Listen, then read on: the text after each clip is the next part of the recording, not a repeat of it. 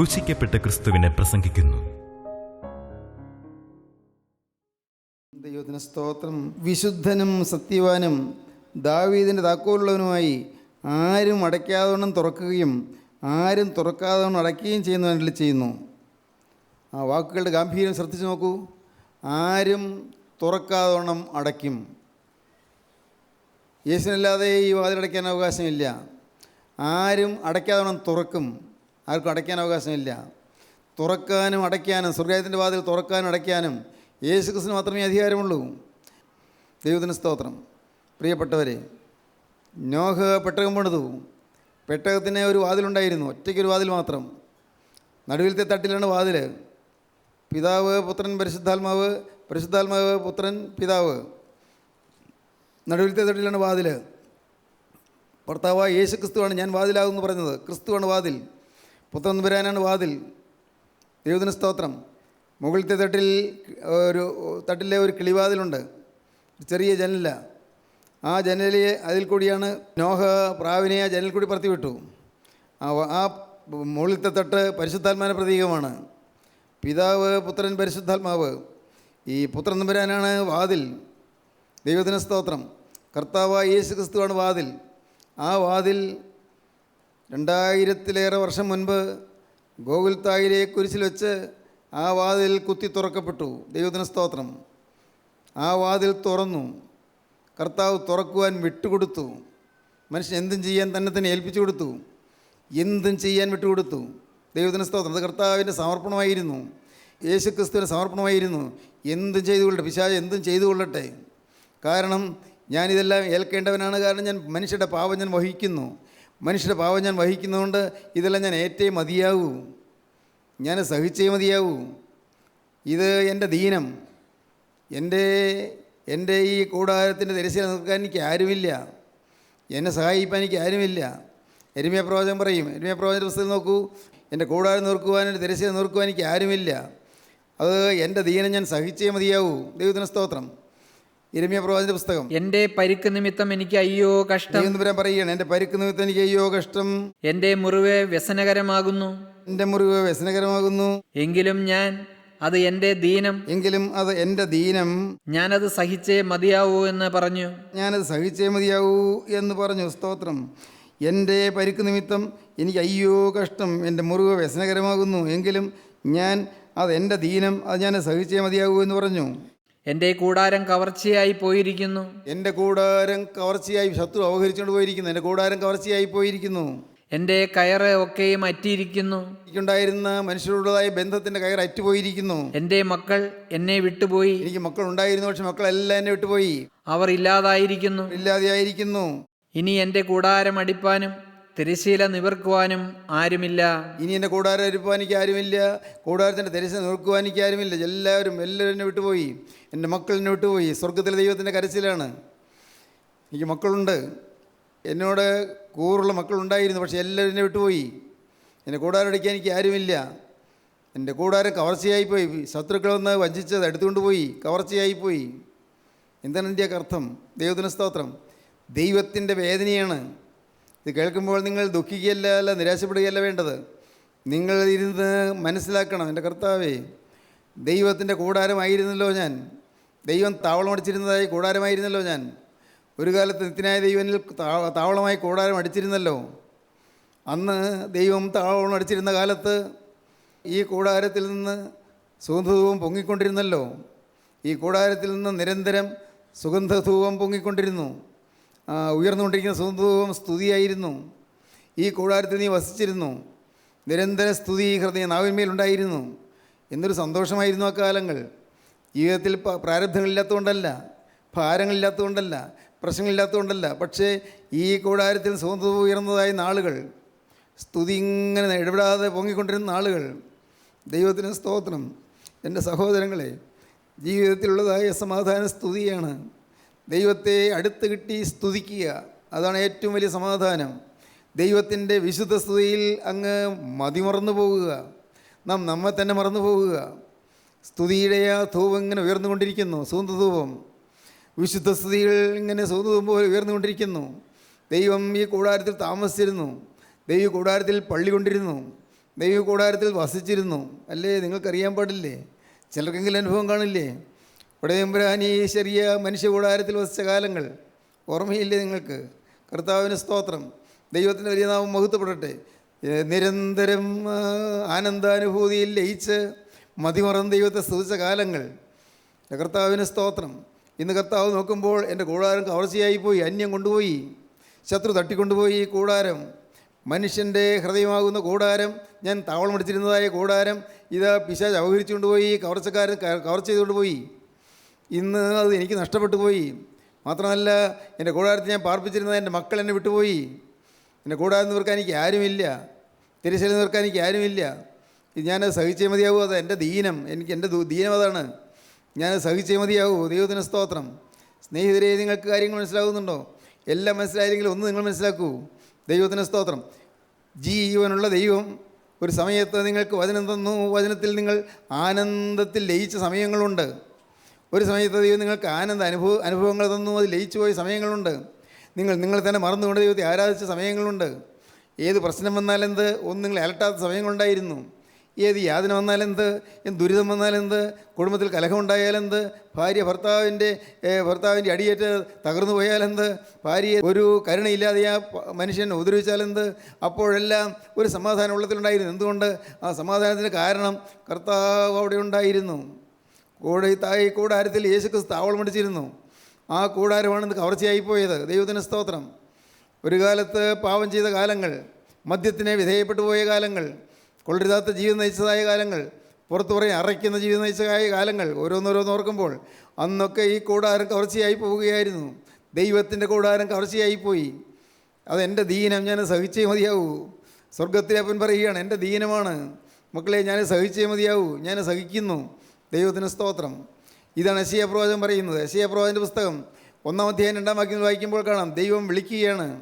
ദൈവം ആകാശത്തെയും ഭൂമിയെയും സാക്ഷി നിർത്തിക്കൊണ്ട് പറയുകയാണ്, ആകാശമേ കേൾക്ക, ആകാശമേ കേൾക്ക, ഭൂമിയെ ചെവി തരിക, ഭൂമിയെ ചെവി തരിക. യഹോവ അരുളി ചെയ്യുന്നു, യഹോവയായ ദൈവം അരുളി ചെയ്യുന്നു, ഞാൻ മക്കളെ പോറ്റി വളർത്തി, അവരോ എന്നോട് മത്സരിച്ചിരിക്കുന്നു. എൻ്റെ മക്കൾ എന്നോട് മത്സരിച്ചിരിക്കുന്നു. കാള തന്റെ ഉടയവനെയും കഴുത തന്റെ യജമാനന്റെ പുൽത്തൊട്ടിയെയും അറിയുന്നു. ഇസ്രായേലോ അറിയുന്നില്ല. എന്റെ ജനം ഗ്രഹിക്കുന്നതുമില്ല. അയ്യോ പാപമുള്ള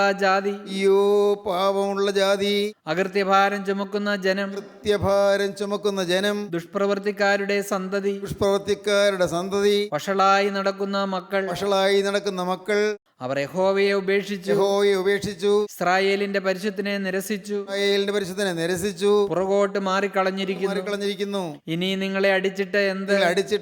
നിങ്ങൾ അധികം പിന്മാറുകയുള്ളൂ. നിങ്ങൾ അധികം പിന്മാറുകയുള്ളൂ. തല മുഴുവനും ദീനവും ഹൃദയം മുഴുവനും രോഗവും പിടിച്ചിരിക്കുന്നു.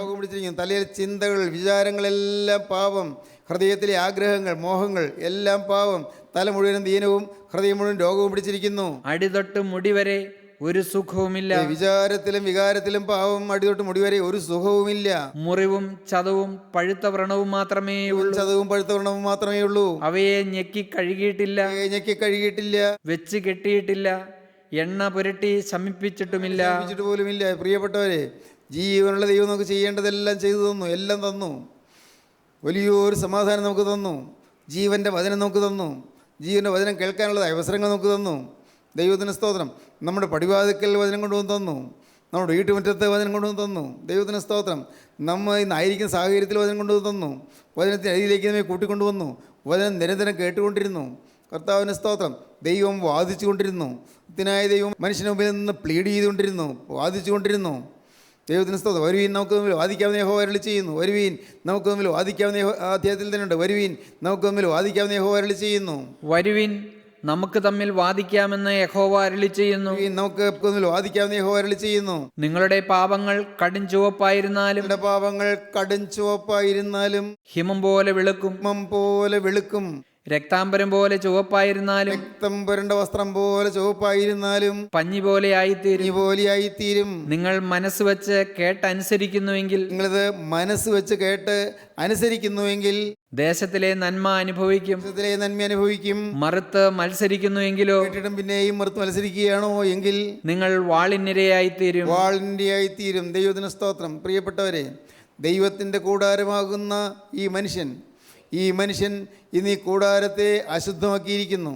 എൻ്റെ കൂടാരം കവർച്ചയായി പോയിരിക്കുന്നു. ദുഷ്ടശക്തി അതിൽ കടന്നുകൂടിയിരിക്കുന്നു. ദുരാത്മാക്കൾ പ്രവേശിച്ചിരിക്കുന്നു. ഓരോരുത്തരുടെയും ജീവിതത്തിലേക്ക് നിങ്ങൾ നോക്കുമ്പോൾ അവരവർക്ക് തന്നെ കാണാൻ സാധിക്കും.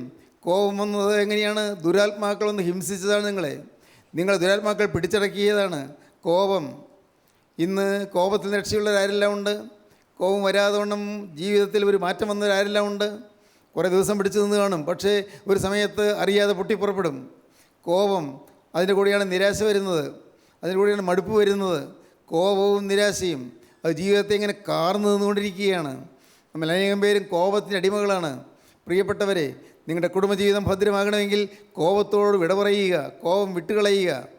ഭാര്യാഭർത്തൃ ബന്ധം സുദൃഢമാകണമെങ്കിൽ, ഊഷ്മളമാകണമെങ്കിൽ കോപം വിട്ടുകളയുക. ദൈവത്തിന് ഒരു കാരണവശാലും കോപിക്കില്ല എന്ന് തീരുമാനിക്കുക. എന്തു വന്നാലും ശരി. അപ്പോൾ കോപത്തെ അത് നാം പിടിച്ചടക്കുന്നു. കൊരിന്ത്യർ അപ്പോസ്തലൻ പറയുന്നതാണ്, കോപത്തെ, ദൈവത്തിന് വിരോധമായുള്ള വികാരങ്ങളെ പിടിച്ചടക്കണം. അവയെ നാം പിടിച്ചടക്കണം. കോപം ഒരു സൈന്യത്തെ പോലെ അറ്റാക്ക് ചെയ്യാൻ വരികയാണ്. പക്ഷേ നാം അടക്കിയെടുക്കണം. ദൈവത്തിന് സ്തോത്രം. ദൈവത്തിൻ്റെ വലിയ നാമം മഹത്വപ്പെടട്ടെ. ജീവിതത്തിൽ നിങ്ങൾക്ക് ഇത് കോപം ഒരു കാര്യം ഞാൻ പറഞ്ഞുള്ളൂ, അതുപോലെ ഓരോ കാര്യവും ഏതെല്ലാം വികാരങ്ങളാണോ നിങ്ങളെ അപകടത്തേക്ക് കൊണ്ടുപോകുന്നത് പിടിച്ചടക്കണം. അതാണ് ഇന്ദ്രിയ ജയം എന്ന് പറയുന്നതാണ്. ഇന്ദ്രിയ ജയം, അവയവങ്ങളുടെ മേൽ ജയം കിട്ടുക, അവയവങ്ങളുടെ മേൽ നിയന്ത്രണം കിട്ടുക. കർത്താവിന് സ്തോത്രം. നമ്മുടെ നാവിൻ്റെ മേൽ നിയന്ത്രണം കിട്ടുക. അരുതാത്ത വാക്ക് പറയുന്നില്ല, ആരെക്കുറിച്ച് കുറ്റം പറയുന്നില്ല, പരദൂഷണം പറയുന്നില്ല. ആദ്യം പറഞ്ഞ ഒന്നുകൂടി പറയട്ടെ, നിങ്ങളുടെ ജീവിതത്തിൽ നിങ്ങൾക്കൊരു തീരുമാനം ഉണ്ടായിരിക്കണം. എന്നെക്കുറിച്ച് ആരെല്ലാം എന്തെങ്കിലും പറഞ്ഞു എന്ന് ആര് പറഞ്ഞാലും ഞാൻ വിശ്വസിക്കുകയില്ല. ഞാൻ നേരിട്ട് കേട്ടാലും ഞാൻ വിശ്വസിക്കുകയോ എന്ന് തീരുമാനം എടുക്കണം. പറയുന്നവർ പലതരത്തിലുള്ള ഉദ്ദേശങ്ങളോടെ ആയിരിക്കും പറയുന്നത്. പക്ഷേ ആരെല്ലാം എന്തെങ്കിലും എന്ന് പറഞ്ഞാലും ഞാൻ കേൾക്കണമെന്ന് ആൾ ആഗ്രഹിക്കുന്നെങ്കിൽ എന്നോട് നേരിട്ട് വന്ന് പറയണം, അല്ലാതെ ഞാൻ ഒരിക്കലും വിശ്വസിക്കുകയില്ല. കർത്താവിന് സ്തോത്രം. മറ്റുള്ളവർ പറയുന്ന വാക്ക് കേട്ട് ഞാൻ അതിനൊത്ത് തുള്ളുകയില്ല, താളം തുള്ളുകയില്ല. വചനത്തെ മുറുകെ പിടിച്ചുകൊള്ളണം. കർത്താവിന് സ്തോത്രം. നമ്മുടെ ഓരോരുത്തരുടെയും ജീവിതത്തിൽ ഓരോ അവയവങ്ങളിലും നിയന്ത്രണം വേണം. ഇന്ദ്രിയ ജയം വേണം. അവയവങ്ങളുടെ മേൽ ജയം, ഇന്ദ്രിയ ജയം വേണം. ഓരോ അവയവങ്ങളുടെ മേലും. ഇത് ഇന്ന് അനേകർക്ക് നഷ്ടപ്പെട്ടു പോയിരിക്കുകയാണ്. പ്രിയപ്പെട്ടവർ, എന്തിനാണ് കർത്താവ് ഇതൊക്കെ പറഞ്ഞു തരുന്നത്? എന്തിനാണ് നഷ്ടപ്പെട്ടു പോയത്? അങ്ങനെ കിടക്കാനല്ല, അതിന്മേൽ ജയം നേടാനാണ്, നിങ്ങൾക്ക് ജയം തരാനാണ് കർത്താവ് സംസാരിക്കുന്നത്. കർത്താവിന് സ്തോത്രം. നിങ്ങൾ നഷ്ടപ്പെട്ടു പോകണമെന്ന് വിചാരിച്ചല്ല പറയുന്നത്, നിങ്ങൾ നിരാശപ്പെട്ടു പോകണമെന്ന് വിചാരിച്ചല്ല പറയുന്നത്.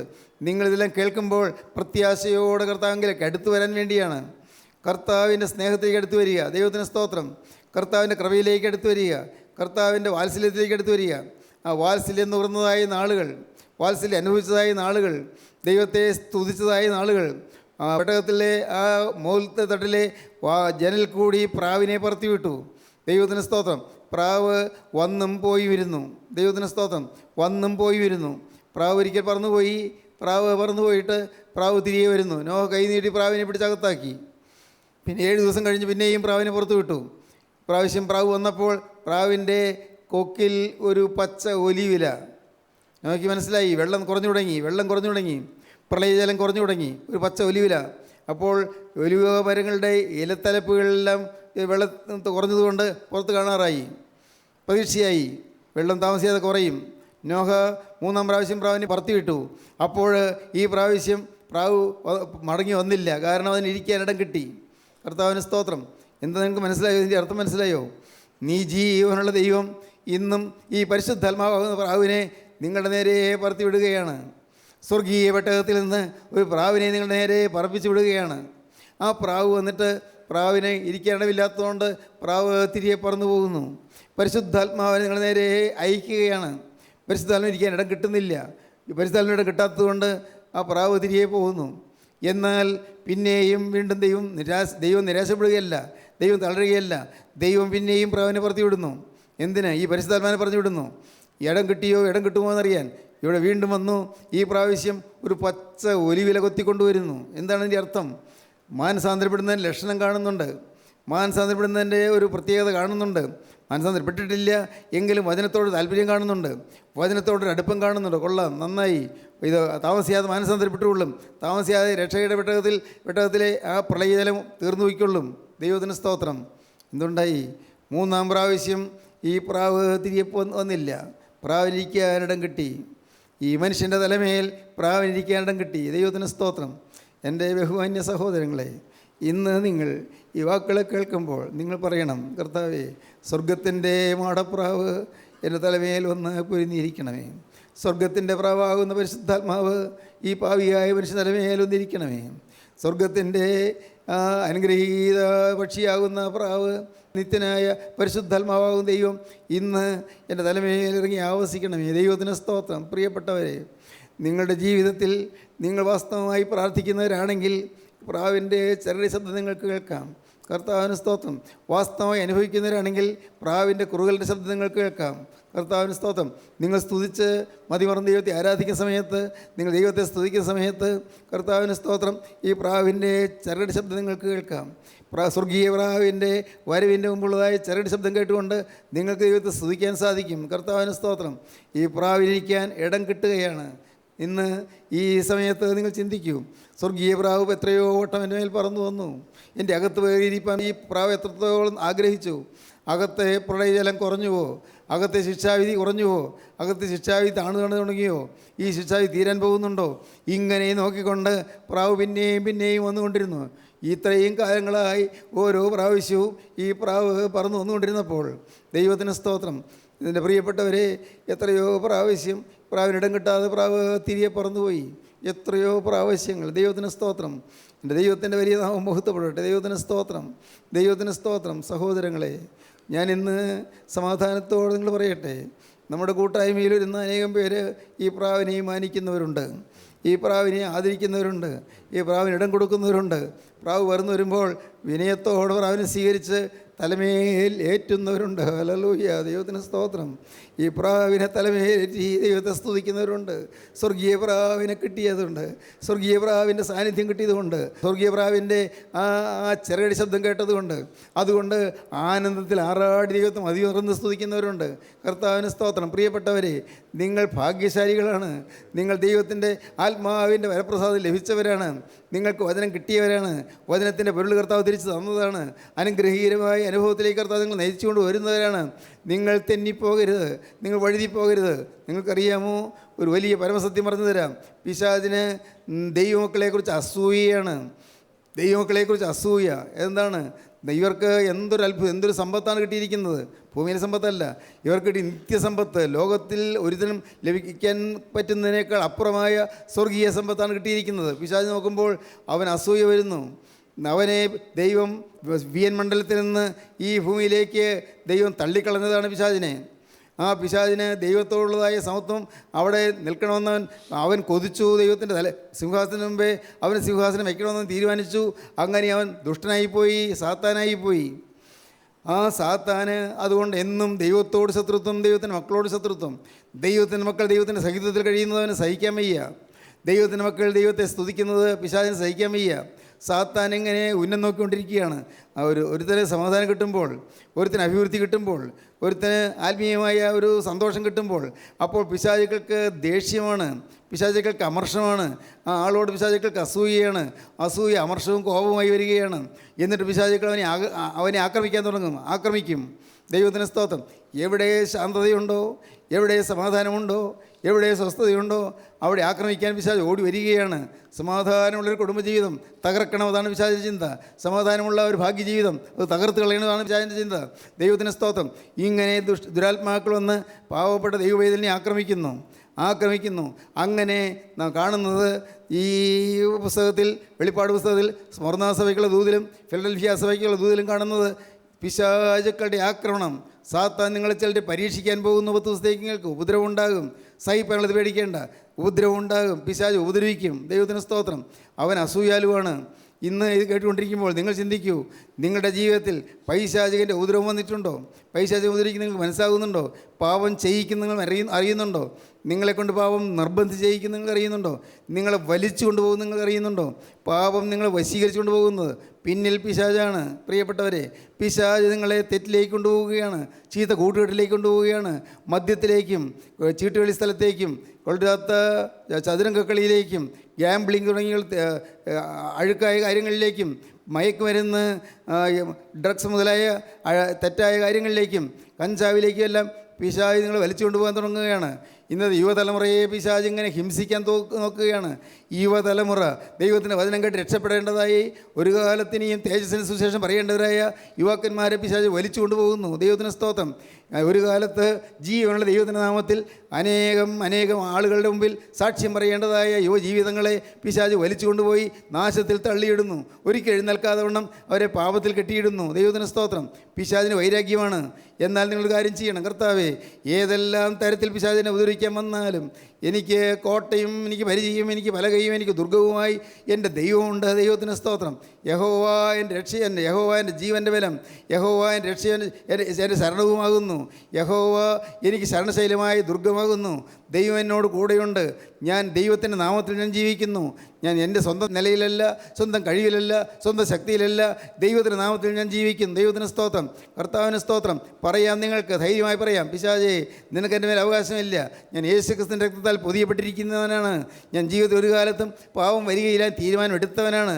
എന്തെല്ലാം ലാഭം കിട്ടിയാലും ശരി, എന്തെല്ലാം നഷ്ടപ്പെട്ടാലും ശരി, ഒരു കാരണവശാലും എൻ്റെ ദൈവത്തെ ഞാൻ ദുഃഖിപ്പിക്കുകയില്ല എന്ന് ഞാൻ ദൈവത്തോട് വാക്ക് പറഞ്ഞവനാണ്. അതാ ഇന്ന് എൻ്റെ കർത്താവേ, എൻ്റെ ജീവിതത്തിൽ പിശാച് വരുന്നതിന് തടയുവാൻ എനിക്ക് കഴിയില്ല, നിനക്കേ കഴിയുള്ളൂ. കർത്താവേ, സാത്താൻ്റെ ഭീകരമായ ആക്രമണങ്ങളെ നീ എനിക്ക് തടുത്തു തരണമേ. എന്നെ നീ സ്വീകരിക്കണമേ. എന്നെ നീ കോട്ട കെട്ടി കാവൽ ചെയ്യണമേ. നിൻ്റെ കോട്ടയ്ക്കകത്തിന് എന്നെ സുരക്ഷിതനായി കാവൽ ചെയ്യണമേ. എന്നെ കാത്തു പരിപാലിക്കണമേ. കർത്താവേ, പാവവും പിശാചുവിനെ തൊടാതെ വണ്ണം എൻ്റെ മേൽ നിൻ്റെ കരം വയ്ക്കണമേ. ഹല്ലേലൂയ. ദൈവത്തിന് സ്തോത്രം. ഇങ്ങനെ നിങ്ങൾ പ്രാർത്ഥിക്കുമ്പോൾ കർത്താവിൻ്റെ കരം നിങ്ങളുടെ തലമേൽ വരും. ദൈവത്തിന് സ്തോത്രം. അപ്പോൾ വെള്ളപ്രാക്കൾ പറന്നു വരും. അപ്പോൾ വെള്ളപ്രാക്കൾ പറന്നു വരുന്ന സമയത്ത് നിങ്ങൾ ദൈവത്തെ മതിമറന്ന് സ്തുതിക്കാൻ തുടങ്ങും. ആ സ്തുതി പ്രാവിന് ചരടി ശബ്ദമായി മുഴങ്ങും. കർത്താവിന് സ്തോത്രം. അതിങ്ങനെ ആത്മാവിൻ്റെ ആനന്ദമായി ഉയരങ്ങളിലേക്ക് ഉയർന്നുകൊണ്ടിരിക്കും. ദൈവത്തിന് സ്തോത്രം. മാത്രവുമല്ല, അത് സുഗന്ധ ധൂപം പോലെ ഉയർന്നുകൊണ്ടിരിക്കും. അപ്പോൾ ദൈവനാമം മുഖത്തപ്പെടും. അനേകർ ഈ സുഗന്ധവും അവർ അനുഭവിക്കും, ശ്വസിക്കും. ഈ സുഗന്ധൂപത്തിൻ്റെ സൗഗന്ധികത്വം ആസ്വദിച്ച് അനുഭവിച്ച് അനേകർ രക്ഷയിലേക്ക് വരും. അതാണ് ക്രിസ്തീയ ജീവിതം. കർത്താവിന് സ്തോത്രം. ഈ മഹത്വമായ അനുഭവം നിങ്ങൾക്ക് വേണമോ എങ്കിൽ നിങ്ങളിപ്പോൾ നിങ്ങളെ തന്നെ താഴ്ത്തി കൊടുക്കുവിൻ. നിങ്ങൾ തന്നെ കർത്താവിൻ്റെ കരങ്ങളിലേക്ക് കൊടുക്കുവിൻ. കർത്താവേ, ഇത്രയും കാലം ഞാനൊന്നും മനസ്സിലാക്കിയില്ല, അഥവാ മനസ്സിലാക്കിയെങ്കിലും ഞാനൊന്നും ഗ്രഹിച്ചില്ല. എന്നാൽ കർത്താവേ, ഇന്ന് ഇതാ ഞാൻ അനുഭവിക്കാൻ തുടങ്ങുകയാണ്. എൻ്റെ നാഥ, എനിക്ക് വേണ്ടി ക്രൂസിൽ വെച്ച രക്ഷക, ഇപ്പോൾ നിൻ്റെ ആണിപ്പോഴുള്ള കരം എൻ്റെ തലമേലൊന്ന് വെക്കണമേ കർത്താവേ. എനിക്ക് സുബോധം തരണമേ കർത്താവേ. സാത്താൻ്റെ തന്ത്രങ്ങളെ കാണുവാനും ജയിക്കുവാനുള്ള കൃപ എനിക്ക് തരണമേ കർത്താവേ. പൈശാചിൻ്റെ തന്ത്രങ്ങളോട് എതിർത്ത് നിൽക്കാനുള്ളതായ ആത്മാവിൻ്റെ കരുത്ത് എനിക്ക് തരണമേ കർത്താവേ. ഇന്ന് കർത്താവേ, ഈ വാക്കുകൾ ഞാൻ കേട്ടുകൊണ്ടിരിക്കുമ്പോൾ പരിശുദ്ധാത്മാവിൻ്റെ ശക്തി എൻ്റെ മേൽ ആവസിക്കണമേ. ഹല്ലേലൂയ. പ്രാക്കൾ എൻ്റെ തലവേല വന്ന് പൊരുന്നിരിക്കണമേ കർത്താവേ. ഹല്ലേലൂയ. ഇന്ന് നിൻ്റെ തൃക്കരൻ്റെ വിലച്ചനെ അനുഗ്രഹിക്കണമേ. എൻ്റെ രോഗങ്ങൾ മാറ്റണമേ. എൻ്റെ ശാപങ്ങൾ മാറ്റണമേ. എൻ്റെ ബന്ധനങ്ങൾ അഴിക്കണമേ. എന്നെ പിശാച് കെട്ടി പൂട്ടിയിരിക്കുന്ന പൂട്ടുകൾ തുറക്കണമേ കർത്താവേ. എല്ലാ വിലങ്ങുകളും ഒടിച്ചു കളയണമേ കർത്താവേ. ഇന്ന് എനിക്ക് സുബോധം തരണമേ. ഇന്ന് നിൻ്റെ നാമത്തിൽ നിന്നെ സ്തുതിപ്പാൻ എനിക്ക് ഭാഗ്യം തരണമേ. പ്രാർത്ഥിക്കൂ പ്രിയപ്പെട്ടവരെ. ജീവിതം കർത്താവിൻ്റെ കരങ്ങളിലേക്ക് കൊടുക്കൂ. യേശുവോട് നിങ്ങൾ വാക്ക് പറയൂ. യേശുവേ, ഇത്രയും കാലം ഞാൻ നിന്നെ വേദനിപ്പിച്ചു. ഇനിയില്ല കർത്താവേ, ഇല്ല, ഇനിയില്ല. നിൻ്റെ വചനം ഞാൻ കാക്കും, നിൻ്റെ വചനം ഞാൻ കാത്ത് കർത്താവേ എന്നുള്ള വിശ്വാസം ഞാൻ ഉറപ്പിക്കും. യേശുവിനെ സ്തുതി. കർത്താവേ, ഫിലദെൽഫിയ സഭയ്ക്ക് പറഞ്ഞതുപോലെ വചനം കാക്കുന്നവരായി ഞാനും എൻ്റെ കർത്താവേ എന്നോട് കൂടി ഉള്ളവരും നിൽക്കുമെന്ന് ദൈവത്തോട് നിങ്ങൾ വാക്ക് പറയുകയും. ദൈവത്തിന് സ്തോത്രം. കുടുംബം അനുഗ്രഹിക്കപ്പെടട്ടെ. നിങ്ങളുടെ വീടുകൾ അനുഗ്രഹിക്കപ്പെടട്ടെ. കുടുംബങ്ങൾ അനുഗ്രഹിക്കപ്പെടട്ടെ. മക്കളും മാതാപിതാക്കളും അനുഗ്രഹിക്കപ്പെടട്ടെ. സഹോദരങ്ങൾ അനുഗ്രഹിക്കപ്പെടട്ടെ. അയൽക്കാർ അനുഗ്രഹം പ്രാപിക്കട്ടെ. അനേകർ ഈ അത്ഭുത സത്യം ഗ്രഹിച്ച് ആത്മീയമായ ആനന്ദത്തിൻ്റെ ആ നിർവ്വാണത്തിലേക്ക് പ്രവേശിക്കട്ടെ. ഹല്ലേലൂയ. ദൈവത്തിന് സ്തോത്രം. നിങ്ങൾക്ക് അതിനാഗ്രഹമുണ്ടോ എങ്കിൽ നിങ്ങൾ തലകളെ ഉണക്കുക, കണ്ണുകളെ നിങ്ങൾ അടയ്ക്കുക. Hallelujah, hallelujah. ജീവനുള്ള ദൈവമേ, കരുണയുള്ള കർത്താവേ, ഈ മനോഹരമായ സമയം ഞങ്ങൾക്ക് അനുവദിച്ചതിനാൽ നന്ദിയോടെ സ്തോത്രം. അപ്പോൾ ഈ മക്കളെ അവിടെ നിന്ന് അനുഗ്രഹിച്ചതിനായി നന്ദിയോടെ സ്തോത്രം. സ്വർഗീയ സാന്നിധ്യത്തിൻ്റെ നിറവിൽ ഞങ്ങളെ കാത്തതിനായി നന്ദിയോടെ സ്തോത്രം. എല്ലാവരെയും കുരിശിൻ്റെ ചുവട്ടിലേക്ക് അടുപ്പിച്ചതിനായി നന്ദിയോടെ സ്തോത്രം. അവിടുത്തെ സ്നേഹവും വാത്സല്യം അനുഭവിപ്പാൻ ഞങ്ങൾക്ക് ഭാഗ്യം തന്നതിനായി നന്ദിയോടെ സ്തോത്രം. യേശുവേ, അവിടുന്ന് ദൂരെ പോകരുതേ, അവിടുന്ന് മാറിപ്പോകരുതേ, ഞങ്ങളോട് ഉണ്ടായിരിക്കണമേ കർത്താവേ. ഇന്ന് ഏതാനും സമയത്തേക്ക് മാത്രമല്ല, ഞങ്ങളുടെ ജീവിതത്തിൻ്റെ മരണത്തോളം നാഥ അവിടെ ഞങ്ങളിന്ന് മാറിപ്പോകല്ലേ, ഞങ്ങളോട് ഉണ്ടായിരിക്കണമേ. അവിടുത്തെ രണ്ടാമത്തെ വരയിൽ പറന്നു വരുവാൻ ഞങ്ങൾക്കെല്ലാവർക്കും ഭാഗ്യം നൽകണമേ. യേശു ക്രിസ്തുവിൻ്റെ പരിശുദ്ധമായ നാമത്തിൽ പ്രാർത്ഥിക്കുന്ന കുറയോടെ കേൾക്കണമേ. ആമീൻ. ഹല്ലേലൂയ.